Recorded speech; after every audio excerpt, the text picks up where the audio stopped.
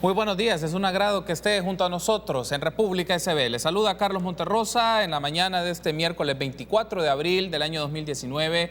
Lo vamos a dedicar para hablar de temas de carácter económico en su área de aduanas y logística. Nos interesa saber un poco cuáles son las perspectivas de estas nuevas disposiciones que va a implementar la Dirección General de Aduanas y que estuvo con nosotros su director hace un par de días hablando sobre ello. Ahora vamos a tener la perspectiva del sector importadores, pero también una perspectiva de la Asociación de Transportistas Internacionales de Carga. Y es un gusto para mí recibir a Raúl Alfaro, presidente de la Asociación Salvadoreña de Transportistas Internacionales de Carga, y también recibimos a Jorge Cervantes, empresario importador. Buenos días, bienvenidos a República. Bienvenido, Raúl, qué gusto. Buenos días, Carlos. Muchas gracias por la oportunidad de poder compartir con la gente en este tema tan importante para el país. Gracias por tomar la invitación, Raúl. Jorge, buenos días, qué gusto que esté con nosotros en Canal 33. Gracias, Carlos. Un privilegio también poder exponer desde el punto de vista de usuario o empresario los vaivenes que significan pues traer producto o importarlo a El Salvador. Vamos a retomar en el transcurso de esta primera parte de la entrevista algunas declaraciones que nos brindó el director general de aduanas, Armando Flores, que estuvo con nosotros hace un par de días sobre el tema de la declaración anticipada, el tema de la DUCA y todo esto que tiene que ver concerniente a la Unión Aduanera. Pero antes, para efectos más generales, Raúl, El Salvador está en una ronda de negociaciones para incorporarse a la Unión Aduanera junto a Guatemala y Honduras. Pero para el caso de su sector de transporte internacional de carga, ¿qué significa esto? ¿Oportunidad o amenaza? Bueno, ciertamente la oportunidad es oportunidad única. Comentaba con don Jorge antes de entrar al set.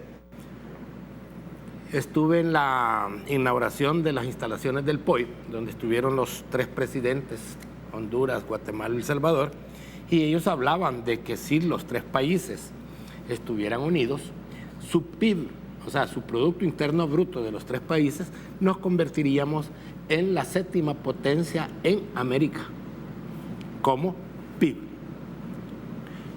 Le pregunté a los presidentes que por qué, si esa era como una consecuencia de tener una región centroamericana, ¿para qué tenemos nosotros aduanas y fronteras en medio de los países?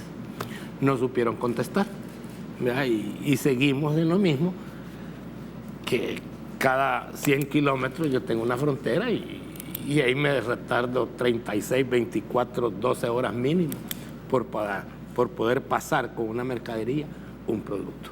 Esa es como la antítesis de región centroamericana. Pues sí, la frontera debería ser Puerto Cortés, Santo Tomás, Quetzal, Acajutla, Tecunumán, que es la frontera México-Guatemala, como el ingreso, las famosas aduanas periféricas, y lo demás convertirlo en una sola región. Entonces, ¿para qué quiero trazar una línea donde la carga es obligada a detenerse porque hay que revisar y tiene que pagar impuestos para entrar a un determinado país?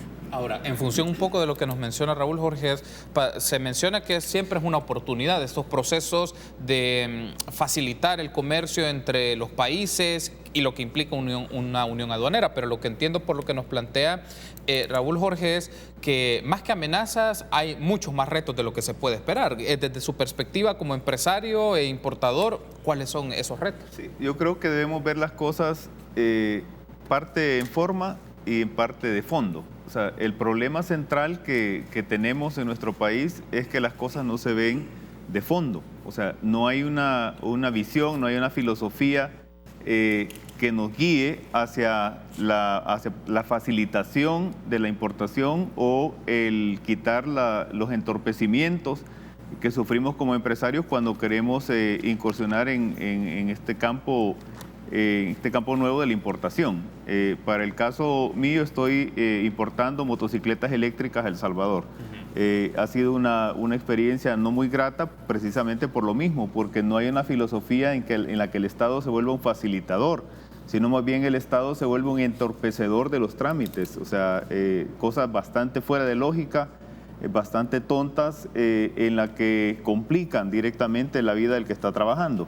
Entonces yo pienso que este cambio que se está proponiendo debería verse como una oportunidad si pudiéramos primero plantear cuál es la filosofía, o sea, cuál es el papel real de las aduanas, cuál es el papel del Ministerio de Hacienda al cobrar sus tributos, cuál es el papel del Estado en general para poder fortalecer o debilitar a los empresarios. Entonces creo que por ahí debemos empezar. Ahora, si este cambio en las regulaciones se orientara directamente a facilitar el trabajo del gobierno para cobrar sus tributos y de nosotros los importadores para poder acortar los tiempos, porque usted sabe que cada día es un costo, o sea, cada día que un camión está parado, está perdiendo el transportista, está perdiendo el importador y está perdiendo el consumidor, porque todos esos costos, y esto es lo que el Estado no logra entender, que todos los costos son trasladados directamente al consumidor final. O sea, el que compró la motocicleta se le va a incrementar su costo, ¿verdad? Porque le fueron pidiendo de papel en papel y no pudieron darle un listado directo de todo lo que necesitaba, sino que después que suplió el primer requerimiento del contador vista, después viene otro y después viene otro, y si no le gustó la tasa de cambio, no le gustó el sello, no le dio seguridad la documentación, entonces todo eso le va agregando costos al producto. Y luego hablamos de ser una economía competitiva, que queremos estar en competencia con los países del primer mundo, pero no accionamos, no tenemos una visión que aterrice en ese punto central. O sea, si el gobierno va a ser facilitador o se va a encargar como un ente celoso únicamente del cobro de los tributos. Y al final ese es el punto central. O sea, él no quiere ser estafado en los tributos y nosotros tampoco queremos pagar en exceso o pagar por cosas que pudieron haberse evitado. Hay un aspecto acá de lo que menciona Jorge, luego en el siguiente bloque hablemos ya del DUCA como tal y la perspectiva que Raúl nos menciona del sector transporte, pero por la descripción que usted me hace es un tema de ahorrarse tiempos y también procesos innecesarios, los que están que deben suprimirse. En concreto, para la persona que adquiere el bien y adquiere el producto, ¿qué significa esta travesía, por utilizar esta palabra, de pasos y actividades que deben suprimirse para que la cadena logística sea más eficiente del lado de los empresarios, pero también desde las aduanas, que esto sea un proceso rápido? Bueno, lo que significa son cientos de dólares, eso es lo que significa para el consumidor final, o probablemente que no puede beneficiarse de mejores productos, ¿verdad? Porque tiene que conformarse con lo que se logra adquirir, dadas las regulaciones y los tiempos que se nos imponen. Vaya, ahora hay un aspecto que ha mencionado Jorge y me interesa, antes de irme a la pausa, aprovecho que todavía tengo un minuto, Raúl. Hay un tema de condiciones logísticas y trámites aduaneros, pero ¿usted considera que aduanas ha hecho un esfuerzo para reducir estas condiciones o facilitar condiciones logísticas y disminuir los trámites, o se han modernizado algunas cosas, pero otras han quedado descuidadas? No, ciertamente hay una vasta confusión, incluso en los mismos funcionarios de aduana. ¿Vea? El proceso es lógico. Estuve oyendo la entrevista de don Armando, porque sí le tengo que poner mucha atención, porque es una institución que tiene mucha relación con el transporte de carga a nivel regional. Hay mucha confusión. No le pudo contestar cómo se traducía la modernización de la aduana en costos para el usuario. Pero yo sí se la voy a contestar. A ver. Si un flete cuesta $600 de Guatemala hacia El Salvador y que yo, como transportista de carga internacional, hago un solo viaje a la semana con carga para allá y regreso, un viaje a la semana, ¿qué pasaría si yo me tardara 10 minutos en la frontera y pudiera pasar? Yo puedo hacer 2 viajes a la semana, mi camión es más eficiente, yo me gano esos centavitos en mejor tiempo, al grado que empiezo a pensar, bueno, ¿y qué pasa si a don Jorge, en vez de cobrarle los 600 por llevarlo, que se queja, que es muy caro, que mira, que esto, que yo tengo que competir, que es lo que le... Yo pudiera pasar, llego a su empresa, le cargo en 1 hora, salgo hacia Guatemala, paso la frontera en 10 minutos, llego, entrego, vuelvo a cargar, me regreso y hago... Hombre, yo solito voy a terminar accediendo de rebajarle a $400 ese flete, porque me hice 400, me eché otros 400, hice 400 y regresé con otros 400.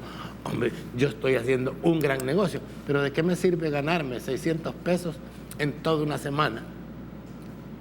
No le puedo bajar, por lo tanto, si yo no le bajo el flete, que es un costo dentro del retaseo de su producto para la venta, el costo del flete. Es más, yo le voy a cobrar 800 porque yo me tardé 36 horas en pasar la frontera. ¿Que tiene la culpa él? Posiblemente no. Y entonces, ¿a dónde vamos? Él hablaba de una autopista, de una aduana sin papeles, y yo he traído papeles Tengo que hacer, no, qué bueno que lo trae, porque ya que hace esta mención sobre ello, tengo que irme a la pausa, pero al regresar vamos a utilizar justo un corte de esa entrevista que se habló de la aduana sin papeles y la reducción de los costos. Y ya que usted menciona cuáles son los papeles que trae, pues el contraste que se puede hacer de dichas declaraciones. Correcto. Vuelvo en instantes.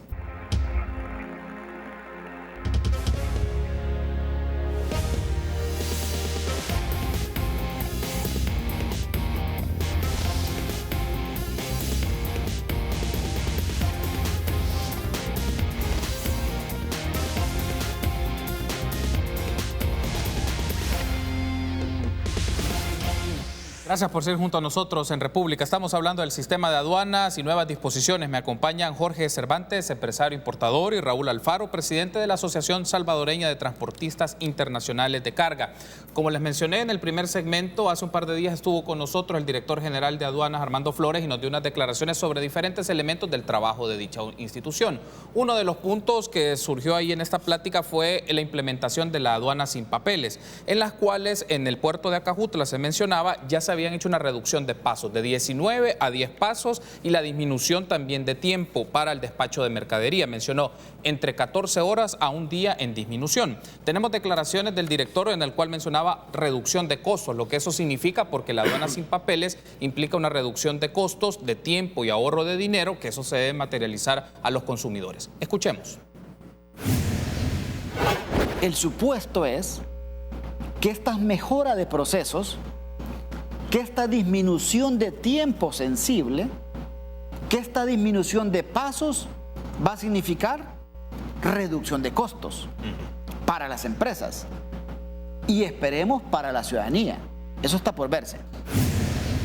Bueno, entonces ahí teníamos las declaraciones. Nos mencionaba entonces Raúl que trae papeles, justamente. ¿Y eso qué significa? Contrastando un poco esa declaración, ¿qué implica? ¿Hay una reducción efectiva en horas? ¿No las hay? ¿O qué significa toda esta serie de trámites? Bueno, por más de 40 años, nosotros como Transporte de Carga Internacional le hemos exigido a nuestros clientes, uno, que nos den la factura. Esta es la factura entre una empresa salvadoreña contra una empresa en Costa Rica.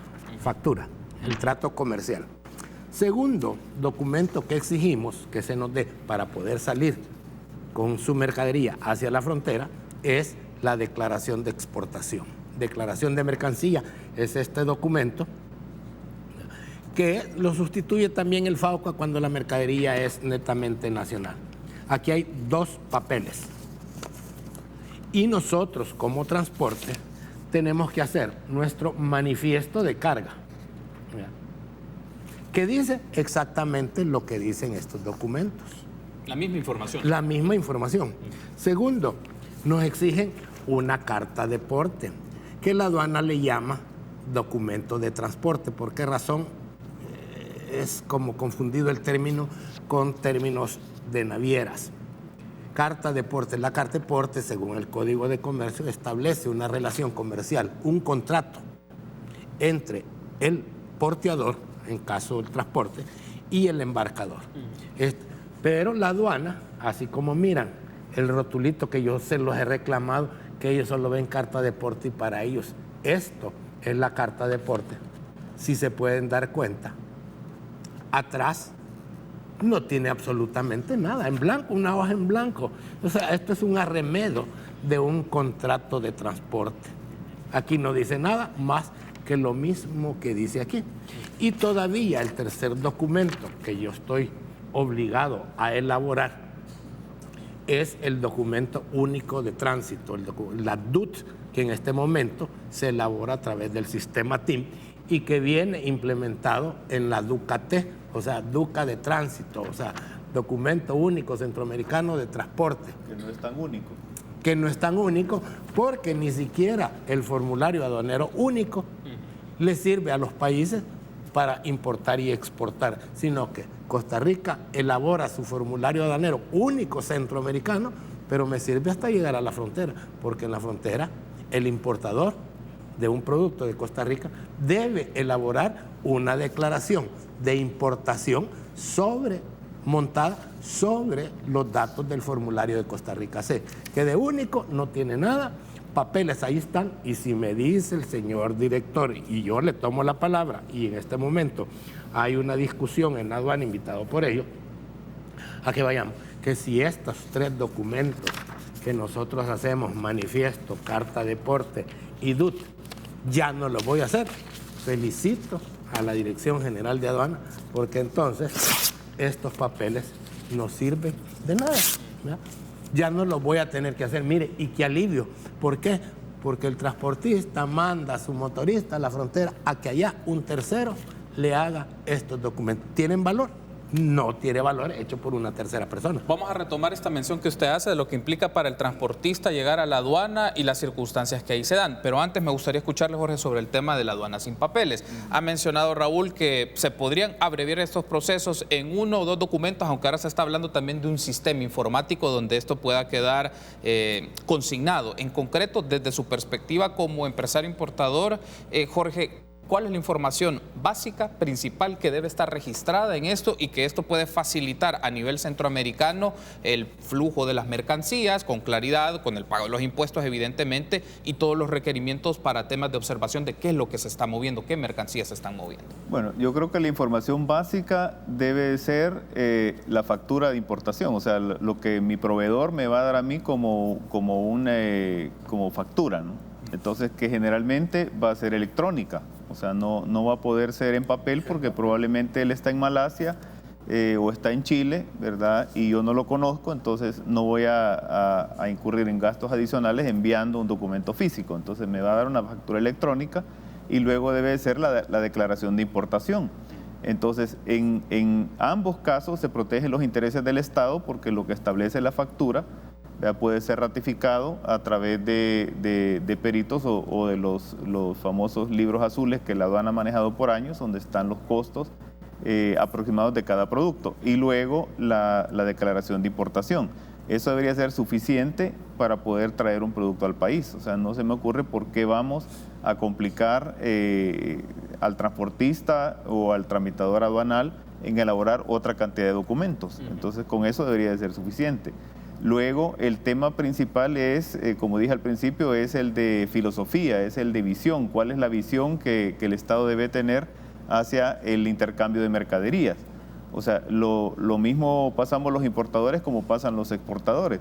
Entonces, en mi opinión, debería de ser el que evaluemos si realmente estas paradas en nuestras fronteras están sirviendo de algo o solo están sirviendo para alimentar el aparato burocrático estatal, o sea, solamente para justificar estas plazas o para, de alguna manera, decir que se está cuidando de los tributos. Entonces, en mi opinión, coincido con Raúl en que las fronteras deberían de ser lo más amplias posibles. O sea, si de veras se ha estado hablando por décadas de integración centroamericana, de integración aduanal y llegar a un futuro a una integración económica, que se haga realidad. O sea, ¿qué ganamos nosotros con estar haciendo ese paro en cada una de las fronteras? Tanto productos como personas. Deberíamos de evaluar si no ganamos más si quitáramos estas fronteras y nos convirtiéramos en una zona integrada económicamente. Desde su perspectiva, Jorge, esta implementación de este programa o de este proyecto denominado Aduanas sin Papeles y lo que ha mencionado el Ministerio de Hacienda a través de la Dirección General de Aduanas, ¿cómo lo evalúa usted? ¿Algo efectivo, algo no efectivo, innecesario o algo necesario? No, sería muy necesario que nos vayamos modernizando. O sea, ya el anterior ministro de Economía logró la firma electrónica. Luego viene ahora ya proyectos de factura electrónica, en los cuales México y Guatemala tienen ya años de haberlo experimentado. Entonces sí es necesario que podamos digitalizar toda esta situación de trámites, pero no únicamente quedarnos en lo aparente de eliminar los papeles, sino eliminar el número de ítems que se van a tener que llenar, el número de trámites, aunque estos sean electrónicos, que se tienen que hacer. Entonces simplificarlo. Ojalá y ahora sí a un formulario único, entonces sí habremos avanzado. Pero es inconcebible que a estas alturas del tiempo, del año 2019, ya entrado el siglo XXI, todavía no estemos pensando nosotros en una modernización efectiva que vaya en función, en primer lugar, del consumidor, ¿verdad? Y luego de nosotros los intermediarios que hacemos llegar el producto al consumidor. Otro de los puntos, ya que se mencionaba acá, Raúl, y en las declaraciones que también nos brindó el director general de aduanas, él mencionaba que había una práctica que a las aduanas llegaban transportistas sin papeles. Y tenemos unas declaraciones sobre esto, porque él mencionaba que hay prácticas que hay que cambiar, por ejemplo, que se llegan a las fronteras y ahí empieza a hacerse un trámite que se tenía que haber hecho desde el inicio. Escuchemos lo que nos dijo. Las empresas, algunas de ellas, han tenido la costumbre de enviar los camiones a la frontera sin documentación en regla. Le dice el camionero, aquí están los papeles, andate a la frontera. Cuando estés llegando, voy a pagar los impuestos. Voy a ver cómo está el trámite de los permisos. Y mientras, para los productos que requieran permisos para su introducción al país, y mientras los productos que necesitan pagar impuestos para entrar o salir del territorio, mientras eso no esté pagado, el camión está varado, haciendo 0 trámites. Entonces, a veces, los parqueos llenos en las fronteras o las colas de camiones en las fronteras tienen que ver con camiones sin papeles. Bueno, me gustaría tener su reacción antes de irme a la pausa sobre esto. Básicamente lo mencionaba, eran camiones sin papeles, de trámites que no se llegaban a cumplir. En eso estoy completamente de acuerdo con él. Pero es que aquí hay que destruir una cultura de 30, 40 años. Es cierto, si a la mayoría, los operadores logísticos, al importador, al exportador, bien poco le interesa el tema. Él hizo sus 2 documentos, que yo se lo voy a resumir. Aquí traigo una fiduca, que es entre Comercio Guatemala-Honduras. Vea, esto, andate. Y a él le interesa que el camión se vaya. Ahora, al transportista, el propio transportista, o sea, el propietario del medio de transporte, lo haya complicado y manda a su chofer a la frontera. ¿A qué? A que el tramitador en la frontera le haga esto que ya no va a existir, según él. Como yo llego, me paro, primero, pago parqueo. Yo no me voy a parar en la acera porque llevo un tráiler de 25 metros de largo, entonces busco parqueo, primer cobro. Segundo, tramitador. Vaya, mire, el tramitador le doy estos 2 documentos para que él me haga estos otros 3 documentos.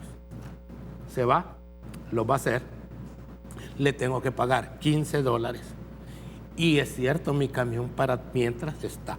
¿Pero por qué? Porque hay un permiso inherente de parte de la autoridad de que así se haga. ¿Por qué? Vaya usted a saber, como dijo aquel muchacho del fútbol, ¿verdad? ¿Por qué? Porque en las fronteras se maneja efectivo de la cartera del motorista. $15, que por supuesto se lo cobra su patrón, $15 para el trámite, que esto, 5 para el policía, 5 para el... etcétera, etcétera, etcétera. Entonces, es cierto, pero porque lo permitieron. Se propuso por parte de nosotros predios de prechequeo, es decir, yo voy de su empresa con estos 2 documentos, llego, me paro en el predio de prechequeo, que yo los quise construir, 5, 6, 7, 8 manzanas de terreno donde yo me meto, y como no traigo esto, que me hicieran esto, pero para mí esto es un sistema electrónico, una plataforma electrónica, para que una vez hecho se lo transmitía, y esto fue hace 10 años que lo hicimos con esta aduana, se le hacía electrónicamente, y el oficial de aduana miraba esto y miraba estos 3 papeles en su pantalla. Él no tenía por qué confrontar, porque era pegar, copiar esta información y traerla a estos documentos. Punto. Entonces miraba que yo los traía, me sellaba y me despachaba en menos de 10 minutos. Que si yo me quería quedar en el parqueo, ¿cómo se llama? En el predio de prechequeo, ya era mi voluntad. Si yo lo llevaba hechos en la plataforma electrónica, que USAID gastó una buena cantidad de dinero en una tarjeta electrónica de lectura. ¿Y de qué servía? ¿De qué ha servido hasta la fecha? No ha servido absolutamente nada, porque era una tarjeta electrónica pegada en el vidrio, que en un arco en la carretera me podía leer la información, pero la idea de ello fue que este camión que tiene esta viñeta en el parabrisas, la relacionaba conmigo, chofer. Pero le digo, mire, y si yo quiero cambiar el chofer, hay que cambiarle viñeta y ponerle otra.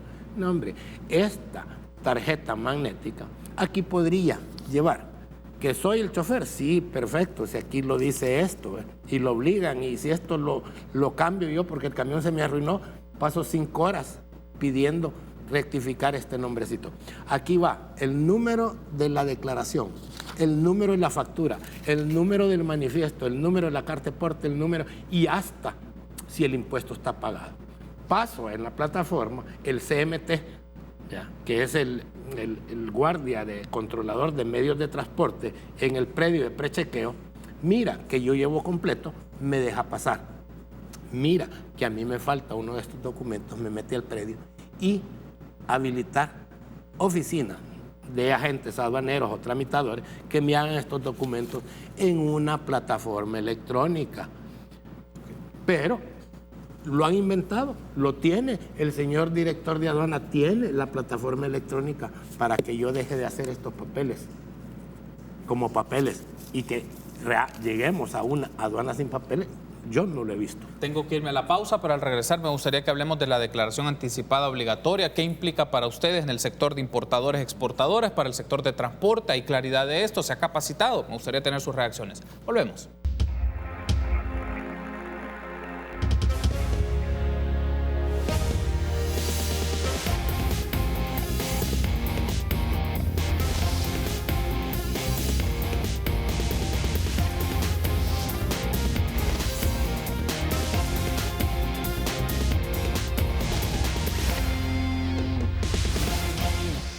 Último bloque de esta primera parte de República. Hablamos del sistema de aduanas y nuevas disposiciones. Lo hacemos con Jorge Cervantes y Raúl Alfaro. Antes de hablar de la declaración anticipada que ya ha anunciado la Dirección General de Aduanas, Jorge, uno de los aspectos que traíamos del segmento anterior y lo mencionaba Raúl es, y esto es en términos más generales, para las personas que no estamos involucrados en esta dinámica comercial, de importaciones, exportaciones, aduanas, trámites y demás, una de las primeras apreciaciones que hay en la opinión pública es que en el sistema de aduanas y todo el tránsito de mercancías hay una práctica impregnada de corrupción. Es decir, que se tiene que pagar a este para que te haga aquello, para que te facilite lo otro. El tema es, en concreto, ¿existe este sistema y cómo se materializa este sistema en esta serie de prácticas corruptas y cómo se puede erosionar o quitar para facilitar todos estos trámites? Sí, he podido ver no solamente en este tipo de trámites, sino en otros, una falta de transparencia en todo el proceso de tramitología. Entonces, la persona que está detrás de un escritorio, que tiene el poder de liberar o de no liberar una carga, entonces se aprovecha de eso y sabe la urgencia que tiene el empresario y que también tiene el transportista de poder hacer esto un poco más rápido. Entonces, ese es su arma, el retraso es el arma que utilizan para poder de alguna manera ver si le pueden dar algún pago en efectivo. Entonces, eso definitivamente es inadmisible, debería haber sido erradicado hace décadas, pero lamentablemente no lleva 20 ni 30, sino muchos más años en todo el sistema. O sea, es un sistema que todos los gobiernos han permitido, ¿verdad? Y nadie ha querido realmente transparentarlo. Entonces, si esto lo lográramos, entonces estaríamos ya verdaderamente dando cumplimiento a ese sueño que hemos tenido todos los salvadoreños de ir eliminando gradualmente todo este tipo de corrupción. Pero no se ha hecho, no ha habido alguien realmente que tenga el valor de querer enfrentarlo, de querer acabar con él. Entonces, pero para bien de todo, yo creo que es un buen momento en la transición en que estamos, ¿verdad? Se ha hablado de que estamos pasando de la etapa de posguerra y que con esta elección presidencial que se tuvo vamos a pasar finalmente a una nueva etapa, ojalá que sea la de la modernización y la de la transparencia y la del combate frontal de la corrupción. Estoy con eso, me sumo a todas las personas que quieran que entremos en esta nueva etapa para que finalmente podamos empezar a hablar de real desarrollo, de beneficios económicos como nación, integración en el mundo como país también, ojalá podamos hacerlo. Tenemos esta oportunidad, ¿verdad? Efectivamente vamos a tener nuevas autoridades a partir de junio y esperaríamos que haya una nueva visión, que esa visión no sea un discurso político, que no sea solamente palabrerío, sino que sean cosas reales. Y para eso tenemos que desburocratizar el Estado. O sea, tenemos un Estado exageradamente grande y eso significa, mientras más personas en el Estado, pues más poder para entorpecer las cosas. Entonces tendríamos que, como dije desde el principio, ver cuál va a ser nuestra visión, cuál va a ser nuestra filosofía de país. Entonces yo encantado, si esto se puede simplificar, pues es tiempo y es dinero que va a finalmente beneficiar a los salvadoreños. Hay un aspecto acá, usted mencionaba que en este sistema o esta lógica de poca transparencia o de corrupción en el tema de aduanas, es que hay personas que por su tarea o por su rol en este sistema conocen de información y que no la facilitan. Me voy a poner del otro lado de la moneda. En el caso es, pero también existen casos de empresarios que para ahorrarse procesos o actividades pagan y le dicen, bueno, déjamelo pasar y no lo revisé ni nada. O sea, también ustedes han constatado y han señalado eso dentro del sector empresarial. Pues imagino que ha de haber, ¿verdad? Pero veo muy difícil de que una mercadería va a pasar por el sistema sin pagar los impuestos, ¿verdad? Si hay un favorecimiento para pagar menos impuestos, entonces posiblemente exista, tiene que ser castigado, porque ya está establecido todos los parámetros de la Dirección General de Aduanas, cuál es el impuesto que cada uno tiene que pagar. Ahora, si el tema es acelerar los tiempos y por eso está pagando, pues igualmente es reprochable, porque nadie debería de entorpecer un trámite solamente para esperar un pago en efectivo. Ok, ahora hablemos de la declaración anticipada obligatoria y tenemos también los comentarios, las declaraciones que nos brindó el director general de aduanas para escuchar a nuestros invitados si esto ya se ha capacitado, se sabe cómo se va a llenar dichos formularios. Escuchemos. Y eso se va a acabar a partir del 25 de abril. ¿Por qué? Estoy hablando de esta semana. Sí. Nunca la aduana implementó lo que se llama declaración anticipada obligatoria. Declaración anticipada obligatoria. Significa que una empresa, solo cuando tenga todos los papeles en regla, enviará los camiones a la frontera. Si una empresa envía camiones a la frontera sin papeles en regla, sin impuestos que han pagado, sin permisos que tuvieron que haber gestionado o sin otros trámites que requiere la ley, tendrá 1 hora en la frontera. De lo contrario, al no cumplir durante esa hora con la documentación en regla, la aduana lo va a enviar a una aduana interna, lo va a devolver. Bueno, entonces ahí teníamos las declaraciones del director general de aduanas, escucharle sobre esto, porque se menciona, si no tiene los papeles en regla, se tiene máximo 1 hora, si no se envía y retorna esa mercadería. Primero, se ha dicho, porque la Dirección General de Aduanas y el Ministerio de Hacienda ha publicado en sus redes sociales que han estado capacitando y formando sobre este proceso. ¿Ha sido así para el sector transportista? Bueno, yo tengo mis severas dudas sobre lo que acaba de declarar o lo que dijo el director de aduana. En primer lugar, no puede una autoridad nacional obligar al pago de los impuestos de una mercadería de exportación que va a ingresar a otro país. No puede. Él no puede obligarle a un importador de Guatemala, por poner el ejemplo más cercano, que obligue a que pague ya, porque yo estoy con la mercadería dentro del camión. No puede. Ellos dijeron que tienen suficiente base legal, porque yo sostengo que no tiene base legal. Ninguna autoridad salvadoreña potestad sobre un importador de Guatemala a obligarlo, como digo, obligación. A partir del 25 de abril, o sea, mañana, está obligado. ¿Qué es lo que sucede con nosotros? Que él me pide un camión, llego, mando el camión a su fábrica, se lo cargo, y mientras el guatemalteco no pague los impuestos, él me tiene retenido, me va a tener retenido el camión en su bodega, en su empresa, hasta que el otro pague. Eso es inaudito. O sea, nadie puede. La base legal, artículo 3 de la Ley General de Aduana, Ley Orgánica. Artículo 80 del Cauca, artículo 130 del Cauca y del Recauca, artículo 138. ¿Qué dice el 318, 317, 318? Se presentará mediante transmisión electrónica, previo cumplimiento de las formalidades aduaneras y pago anticipado. Es decir, sí hay un pago anticipado. Es decir, cuando yo me presento ante mi aduana como importador del producto, debe haber un pago para que me tramite. Si no existe el pago, no me tramita, y eso ha sido toda la vida. Vean, la fiducia, que tengo un ejemplo aquí, y si puede ver, aquí dice pagada desde el momento que yo emití, o sea, el exportador emitió, aquí dice pagada, dice cuándo fue, quién es el que vende, quién es el adquiriente, los datos de la mercadería, los datos, totalización de valores de la operación en lempiras, en quetzales, pagar, valor pagado, impuestos 6.048.63, era de Honduras hacia Guatemala, pagaron 6.048.63, dice la leyenda, pagada aquí. Y los datos del transportista, un único documento que está pagado. ¿Cómo lo hicieron? Dijeron que iba a ser a través de impuestos internos.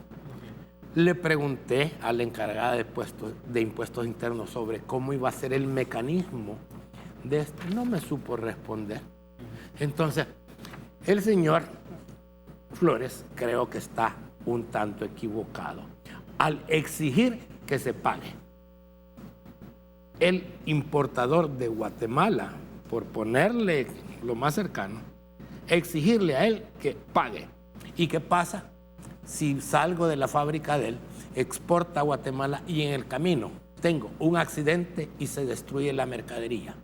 O me roban, como suele suceder en estos países, me robaron la mercancía y resulta que el importador de Guatemala no tiene documentos que prueben, pero sí ya pagó. ¿Cuánto se tarda este gobierno en devolverme a mí un pago de impuestos de una operación que finalmente no llegó a la frontera? Más de 2, 3 años en pagar esos impuestos de regreso. Quiero darle las gracias por haberme acompañado.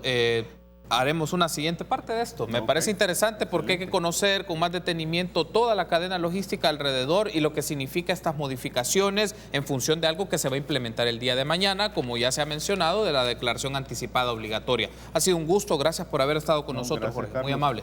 Gracias, Raúl, un gusto. Bueno, para mí un placer haber compartido con ustedes. Muy bien, gracias. Permítanos una pausa, continuamos con más entrevistas.